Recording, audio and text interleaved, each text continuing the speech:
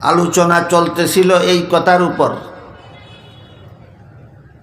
যে হযরত ইউসুফ আলাইহিস সালামকে মিশরের প্রধানমন্ত্রী নাম কোন তফসিরের বিবরণ মতে কিতফির, কোন তফসিরের বিবরণ মতে ইতফির। প্রধানমন্ত্রীর নাম ছিল ইউসুফ আলাইহিস সালামের যুগে মিশরের প্রধানমন্ত্রীর নাম, আর প্রেসিডেন্টের নাম ছিল রাইয়ান। তো প্রধানমন্ত্রী ইউসুফ আলাইহিস সালামের বড় 10 ভাইয়ের কাছ থেকে ইউসুফ আলাইহিস সালামকে কিনে নিয়েছিল। এই কিনার বিবরণের আলোচনা গত বছর হয়েছে। কিনে নিয়ে তার বিবি জুলাইখার কাছে লালন পালনের দায়িত্ব দিয়া সসম্মানে লালন পালন করার নির্দেশ দিছিল। এই প্রসঙ্গে আল্লাহ বলেন, এভাবে আমি বিপন্নতার হাত থেকে রক্ষা করে হযরত ইউসুফ আলাইহিস সালামকে প্রতিষ্ঠা করে দিলাম। ইউসুফ আলাইহিস সালামকে বিপন্ন করে ফেলেছিল তার বড় 10 ভাই। আমি বিপন্নতার হাত থেকে রক্ষা করে আমি ইউসুফ আলাইহিস সালামকে প্রতিষ্ঠিত করেছি। ভবিষ্যতে মানব জাতির মহান 3টা খেদমত আমি আল্লাহ তার কাছ থেকে নিব। একটা হলো আমি মানুষের স্বপ্নের ব্যাখ্যা দেওয়ার জ্ঞান তাকে দান করব। আর একটা হলো আমি তাকে নবী বানিয়ে মানুষকে হেদায়েতের পথ দেখাবার দায়িত্ব পালন করাবো। আর একটা হলো আমি তাকে দেশ পরিচালনা তার দ্বারা করাবো, দেশ পরিচালনার দায়িত্ব তার হাতে অর্পণ করব। এই প্রসঙ্গে আল্লাহ যে দেশ পরিচালনার বিধান দেন, এই প্রসঙ্গে গত বছর থেকে আলোচনা চলেছে। গতকালও এই প্রসঙ্গেই আলোচনা হয়েছে। আল্লাহর বিধানে দেশ শাসনের ব্যাপারটা বর্তমান দুনিয়ার মুসলমানদের কাছ থেকে এটা একেবারে উদাও হয়ে গেছে বলে চলে। আজকাল আমার মনে হয় প্রতি লাখের মধ্যে 99,999 জন মুসলমান মনে করে যে দেশ শাসন এটা আল্লাহর বিধানে হওয়ার বিষয় না, এটা মানুষের বিধানে হওয়ার বিষয়। এই মতবাদটা ইমানদারি মতবাদ নয়। আল্লাহর বিধানে দেশ শাসন হওয়াটা এটা গ্রহণীয় না হওয়ার মতবাদ, এটা মেনে নেওয়ার মতো, মেনে না নেওয়ার মতবাদ ইমানদারি মতবাদ নয়, কুফরি মতবাদ। এই কুফরি মতবাদ কখন সৃষ্টি হলো, কাদের দ্বারা সৃষ্টি হলো, কেন সৃষ্টি হলো, এটা হইল এক ইতিহাস। আর এক ইতিহাস হইল এই কুফরি মতবাদ মুসলমান শাসনকর্তারা গ্রহণ করল কেন। বর্তমান দুনিয়াতে মনে হয় 57টা মুসলমানের দেশ আছে। বর্তমান দুনিয়ার 57টা দেশ মুসলমানেরা শাসন করে। এর মধ্যে বর্তমান আফগানিস্তানের নামটা বাদ দিলে আর কোনো একটা মুসলমানের দেশ মুসলমানেরা পুরাপুরি আল্লাহর বিধান মতে শাসন করে না। প্রায় সবাই মন গড়া বিধান মতো দেশ শাসন করে। 57টা দেশের শাসনকর্তা মুসলমান হইয়াও আল্লাহর বিধান মতো, যে আল্লাহ বিশ্বাস করে মুসলমান হইল সেই আল্লাহর বিধান মতো দেশ শাসন না করে মন গড়া বিধান মতো দেশ শাসন মুসলমানেরা কেন করে, এর একটা রহস্য আছে। আমি গতকাল আপনাদেরকে ওয়াদা দিয়েছি, রহস্যটা ইনশাআল্লাহ বলবো। কিন্তু আল্লাহর বিধান মতো দেশ শাসন না করার এই যে চিন্তা চেতনা, মন মানসিকতা, আল্লাহর বিধানে দেশ শাসন না করার এই যে একটা দৃষ্টিভঙ্গি, একটা মতবাদ, এই মতবাদ উদ্ভাবনের ইতিহাসটা গতকাল বলতেছিলাম। সময়ের অভাবে অনেক তাড়াহুড়া করে বলার কারণে অনেক জরুরি কথা বলা বাকি রয়ে গেছে। শেষের দিকে আমার পরে যিনি বয়ান করবেন তিনি স্টেজে পৌঁছে যাওয়ার কারণে কথা অসমাপ্ত রেখেই তাড়াহুড়া করে আমি বন্ধ করে দিয়েছিলাম। এই কারণে সেই ব্যাপারটা খোলাসা করে আমি আপনাদের সামনে তুলে ধরতে চাই যে আল্লাহর প্রতি বিশ্বাসী হয়েও, আল্লাহকে বিশ্বাস করেও আল্লাহর বিধান মতে দেশ শাসন না করার মতবাদ কখন থেকে কাদের দ্বারা কেন সৃষ্টি করা হয়েছিল, এই ভ্রান্ত মতবাদ কেন উদ্ভাবন করা হয়েছিল। গতকাল এই প্রসঙ্গে বলেছিলাম আজ থেকে প্রায় 300 বছর আগে 18 শতাব্দীর কাছাকাছি সময়ে ইউরোপের খ্রিস্টানেরা ধর্মের নামে কতগুলি ভ্রান্ত মতবাদে বিশ্বাসী ছিল। গতকাল এই ব্যাপারটা মোটামুটি বিস্তারিতই আপনাদেরকে বলা হয়েছে। ইউরোপিয়ান খ্রিস্টানেরা ধর্মের নামে অধর্ম কথায় বিশ্বাসী ছিল, অবান্তর কথায় বিশ্বাসী ছিল, অবাস্তব কথায় বিশ্বাসী ছিল। এমতাবস্থায় আধুনিক বিজ্ঞানের প্রসার লাভ করেছিল পৃথিবীতে সর্বপ্রথম ওই তাদের দেশে ইউরোপে। যে দেশের খ্রিস্টানেরা ধর্মের নামে ভ্রান্ত মতবাদে বিশ্বাসী ছিল সেই দেশে আধুনিক বিজ্ঞানের বিকাশ লাভ হয়েছিল। তাই তাদের দেশে বিজ্ঞানে আর ধর্মে লড়াই হয়েছিল, দ্বন্দ্ব, রক্তক্ষয়ী দ্বন্দ্ব হয়েছিল। ধর্মের অনুসারীরা বিজ্ঞানের অনুসারীদেরকে জীবন্ত আগুনে পুরাইয়া পর্যন্ত মারছিল। ধর্মে আর বিজ্ঞানে একটা লড়াই হয়েছিল তাদের দেশে।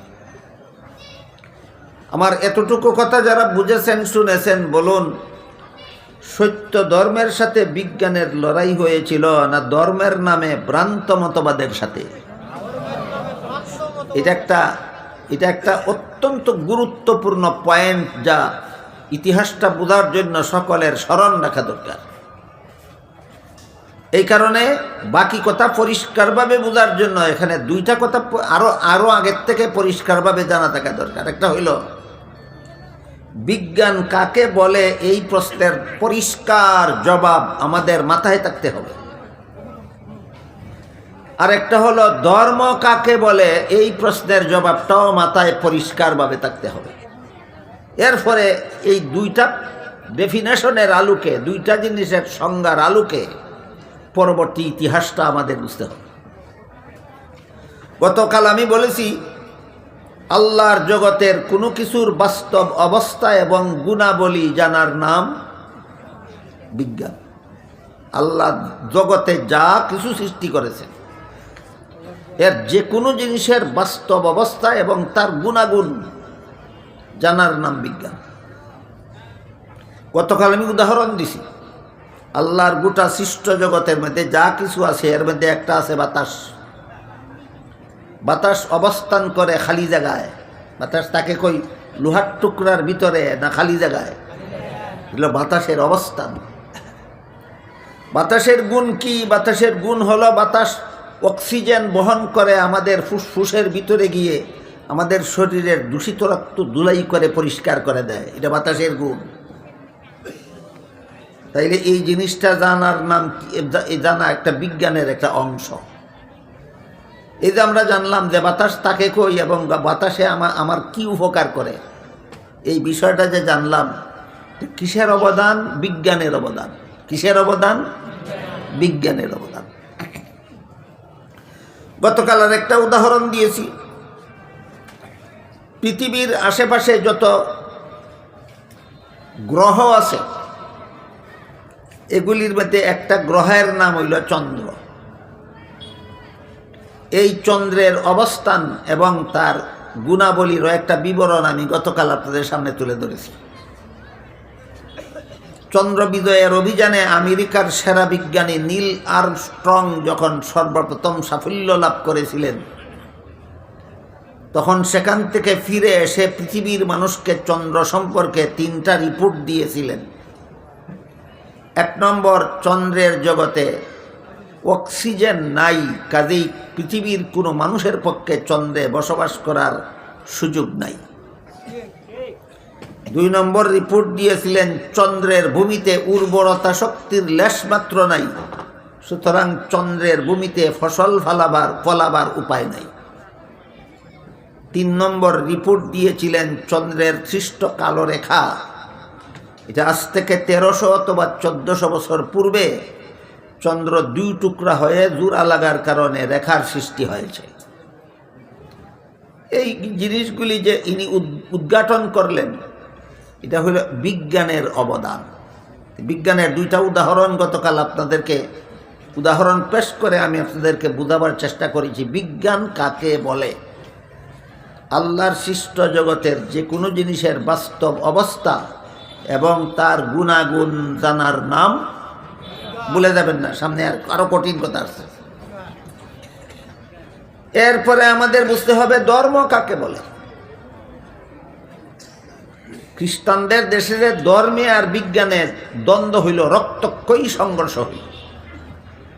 ধর্মের সাথে বিজ্ঞানের লড়াই হইল, বিজ্ঞানের সাথে ধর্মের লড়াই হইল। কেন? এই কেন বুঝতে গেলে আগে বিজ্ঞান কাকে বলে সেটা মনে রাখতে হবে এবং ধর্ম কাকে বলে সেটা বুঝতে হবে। তখনই বুঝে আসবে তাদের ধর্মের সাথে বিজ্ঞানের লড়াই হইল কেন। আমরা গতকালকে এবং আজকে বুঝে নিলাম বিজ্ঞান কারে কয়। এবার বোঝার চেষ্টা করি ধর্ম কারে কয়। আল্লাহ পাক রব্বুল আলামিন মানুষ সৃষ্টি করেছেন শুধুমাত্র তার ইবাদত করার জন্য। এই কথাটা আল্লাহ পরিষ্কার ভাষায় কোরআনে বলেছেন, ওয়ামা খালাকতুল জিন্না ওয়াল ইনসা ইল্লা লিয়াবুদুন। মানব দানবকে আমি শুধুমাত্র আমার ইবাদত করার জন্য সৃষ্টি করেছি। কাজেই ইবাদত করাই হইল মানুষ সৃষ্টির মূল লক্ষ্য। এই ইবাদত কাকে বলে? এই প্রশ্নের সংক্ষিপ্ত জবাব হলো যথারীতি আল্লাহর বিধান পালন করার নাম ইবাদত। আল্লাহ নামাজ পড়ার বিধান দিয়েছেন, তাই নামাজ একটা ইবাদত। আল্লাহ রোজা রাখার বিধান দিয়েছেন, তাই রোজা রাখা একটা ইবাদত। আল্লাহ কোরআন তেলাওয়াত করার বিধান দিয়েছেন, তাই কোরআন তেলাওয়াত করা একটা ইবাদত। আল্লাহ দোয়া করার বিধান দিয়েছেন, তাই দোয়া করাও ইবাদত।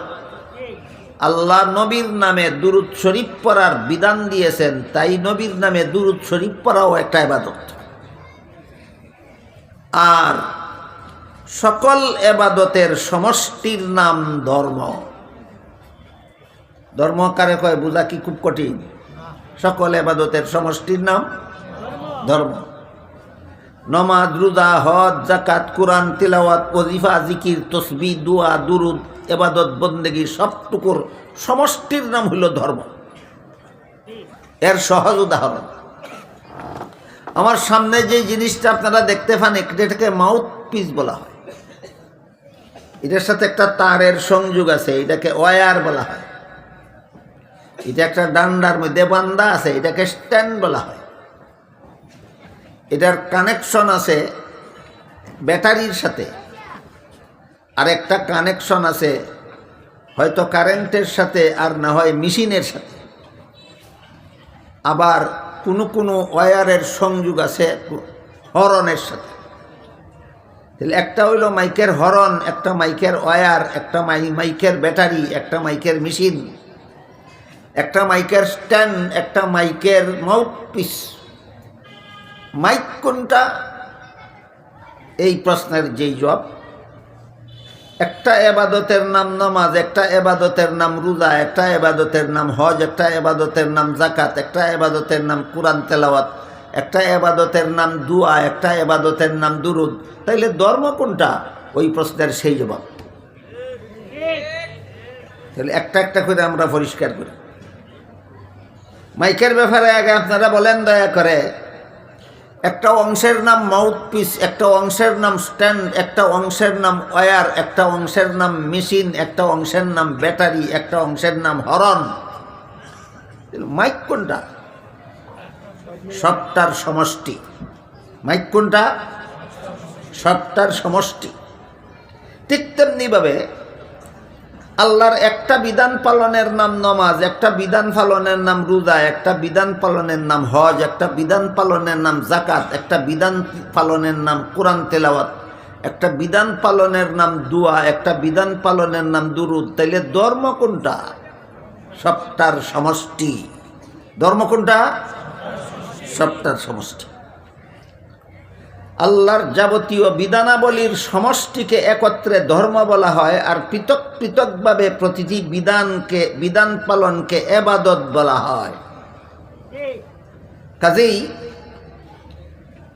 ইবাদত যদি আল্লাহর বিধানাবলীর সমষ্টি হয়ে থাকে, আল্লাহ যে বিধানগুলি দিয়েছেন এইগুলির সমষ্টিকেই যদি ধর্ম বলা হয়, আর আল্লাহর সৃষ্ট বস্তুর অবস্থান এবং গুণাবলী জানার নাম যদি বিজ্ঞান হয়, দেখেন দুইটা জিনিসের ডেফিনেশন সামনে আসলো কিনা।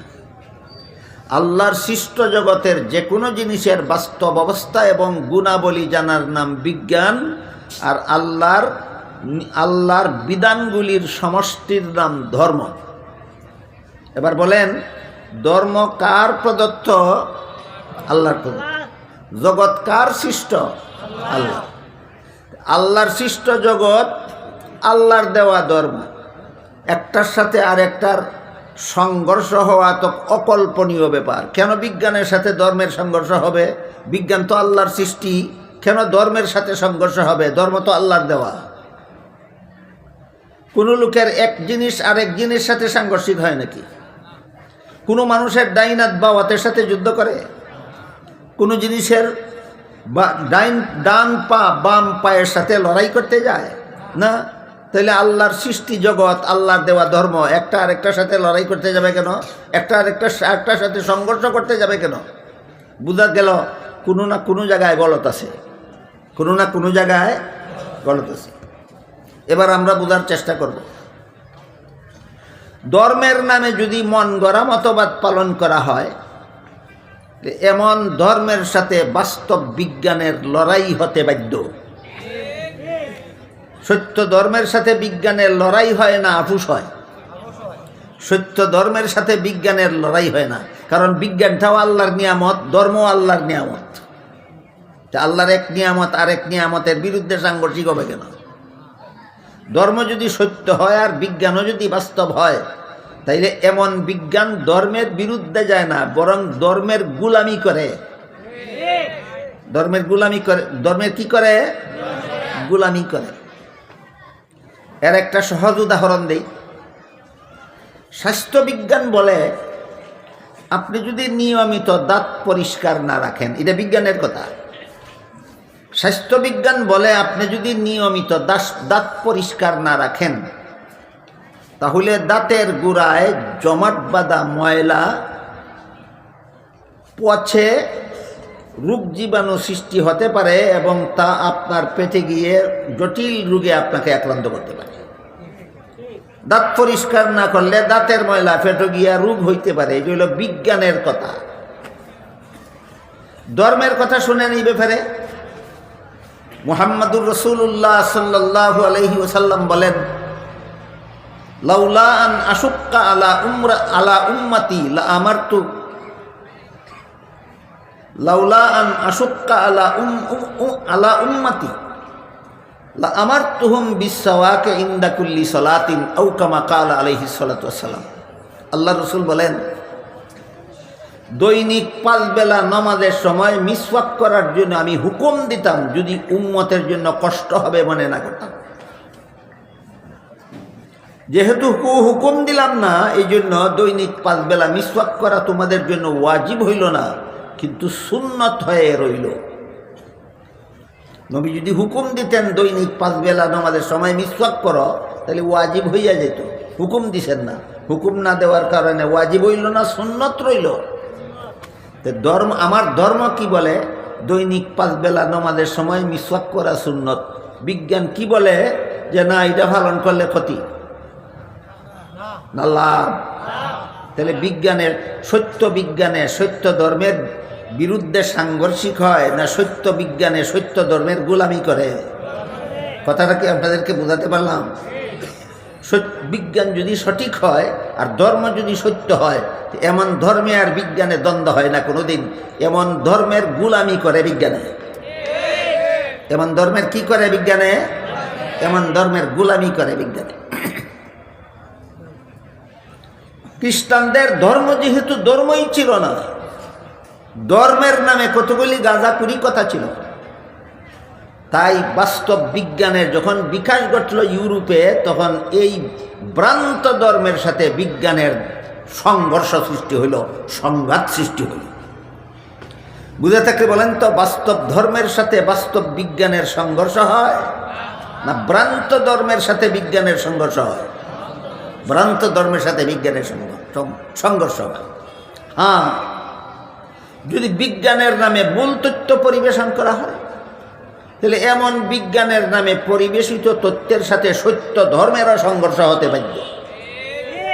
এটার উদাহরণ আল্লাহ পাক রব্বুল আলামিন পবিত্র কোরআনে বলেন, লাকাদ খালাকনাল ইনসানা ফি আহসানি তাকওয়িম। মানুষকে আমি সৃষ্টির সূচনাতেই এই সুন্দর কাঠামো দিয়ে সৃষ্টি করেছি। মানুষের শরীরের মধ্যে আল্লাহ যে গঠন দিয়েছেন, এত সুন্দর গঠনে আল্লাহ আর কোনো প্রাণী সৃষ্টি করেন নেই। বুঝে থাকলে বলেন, আল্লাহ অন্য প্রাণীকে বেশি সুন্দর গঠনে সৃষ্টি করেছেন না একমাত্র মানুষকে? এই ব্যাপারে মজার একটা ঘটনা লেখা আছে তফসিলের দিকে। বিষয়টা বোঝার জন্য তফসিলে লেখা ঘটনাটাই কই আপনাদেরকে। এটা কিচ্ছা কাহিনী না, এটা বাস্তব ঘটনা। এক ব্যক্তি তার স্ত্রীকে বলছিল, তুই যদি আকাশের চন্দ্রের চেয়ে বেশি সুন্দর না হস, তাইলে তুই 3 তালাক। আকাশের চন্দ্রের চেয়ে বেশি সুন্দর যদি এর বউ না হয়, তো বউ 3 তালাক। এখন যেই শুনে সেই বলে যে তার বউ কি আর আকাশের চন্দ্রের চেয়ে বেশি সুন্দর নেই, এটা তালাক হয়ে গেছে। যোগ্য একজন মুফতি সাহেবের কাছে যখন ফতোয়া গেল, তিনি বলেন তালাক হয়েছে না। বলে কেন? সে কইছে তার বউ যদি চন্দ্রের চেয়ে বেশি সুন্দর না হয় তাহলে বউ তালাক। আল্লাহ কোরআনে বলছেন, মানুষের চেয়ে বেশি সুন্দর করে আল্লাহ কিছু বানাইছেন না। আগে এর বউ মানুষ কি? যদি মানুষ হইয়া থাকে অবশ্যই চন্দ্রের চেয়ে বেশি সুন্দর। এইটাও আবার মানুষ কেমনে চন্দ্রের চেয়ে, একটা সাধারণ একটা মানুষ কেমনে চন্দ্রের চেয়ে বেশি সুন্দর হয়, এটাও আবার বুঝতে আবার বিজ্ঞানের অনেক কিছু বোঝার দরকার পড়ে। আরও কিছু বিজ্ঞানের তথ্য বুঝলে এটাও বুঝবেন যে মানুষ কিভাবে চন্দ্রের চেয়ে বেশি সুন্দর হয়। বিজ্ঞানের দ্বারা আমরা জানতে পারছি, পৃথিবীতে দাঁড়াইয়া আমরা চন্দ্রটাকে যে আলোকিত দেখতে পাই, চন্দ্র আলোকিত, আকাশে ঝলমল ঝলমল ঝলমল করে। এই কারণে চন্দ্রটাকে সুন্দর দেখা যায়। চন্দ্রকে পৃথিবীর থেকে দেখতে, তাও রাতের অন্ধকারে দেখতে, দিনের আলোতে দেখতে চন্দ্র সুন্দর বলতে কিছুই নেই, ঝলমলি মুটেও নাই। আমার কথা বুঝে থাকলে বলেন, আকাশের চন্দ্রকে পৃথিবীর থেকে দিনের বেলায় ঝলমল করতে দেখা যায় না ফ্যাকাশে? ফ্যাকাশে দেখা যায়। আকাশের চন্দ্রকে রাতের বেলায়, রাতের অন্ধকারে আকাশের চন্দ্রকে আলোকিত ঝলমল ঝলমল করতে দেখা যায়। তখন চন্দ্রটা দেখতে সুন্দর। কিসের কারণে? আলোর কারণে। আধুনিক বিজ্ঞান বলে এই আলো চন্দ্রের নিজস্ব আলো নয়, সূর্যের থেকে দাঁড় করা আলো। সূর্যের থেকে দাঁড় করা আলো। এর উদাহরণ হলো, আপনি যদি দুপুরের রোদের সময় একটা আয়না যদি আপনি এমনভাবে ধরেন যেভাবে ধরলে পরে সূর্যের আলোটা আয়নার মধ্যে লাগে, এমনভাবে যদি আয়নাটা সূর্যমুখী করে ধরেন, তাহলে আয়নার ভিতরে আরেকটা সূর্য দেখা যায়, এবং আয়নার ভিতর থেকে আরেকটা রৌদ্র বের হয়। ওই রৌদ্রটা ঘরের ভিতরে ছায়া পর্যন্ত পৌঁছে। এটাকে আপনারা দেখেছেন কোনো সময়? তখন আয়নাটারে ঝলমল ঝলমল করতে দেখা যায়। বলেন তো, আয়নাটা নিজেই ঝলমলে ছিল না সূর্যের আলোর কারণে ঝলমল করতে দেখা যায়? কাজেই এই ঝলমলি আয়নার নিজস্ব সৌন্দর্য নয়, সূর্যের আলো লাগার কারণে ঝলমল করতে দেখা যায়। ঠিক তেমনিভাবে পৃথিবীর থেকে আকাশের চন্দ্রকে যে রাত্রে ঝলমল করতে দেখা যায়, বিজ্ঞান বলে এটা চন্দ্রের নিজস্ব আলো নয়, সূর্যের আলো পতিত হওয়ার কারণে ঝলমল করতে দেখা যায়। তাহলে চন্দ্র বেশি সুন্দর না মানুষ বেশি সুন্দর? মানুষ বেশি সুন্দর। মুফতি সাহেব ফতোয়া দিলেন, এই বেটার বউ তালাক হইছে না। আল্লাহ কোরআনে বলছেন, মানুষকে আল্লাহ সবচেয়ে বেশি সুন্দর বানাইছেন, আকাশের চন্দ্রের চেয়েও মানুষ সুন্দর। সুতরাং চন্দ্রের থেকে তার বউ বেশি সুন্দর না হইলে তালাক হতো, যেহেতু মানুষ চন্দ্রের থেকেও বেশি সুন্দর কোরআনের দ্বারা প্রমাণিত, কাজেই তার বউ তালাক হয়েছে না।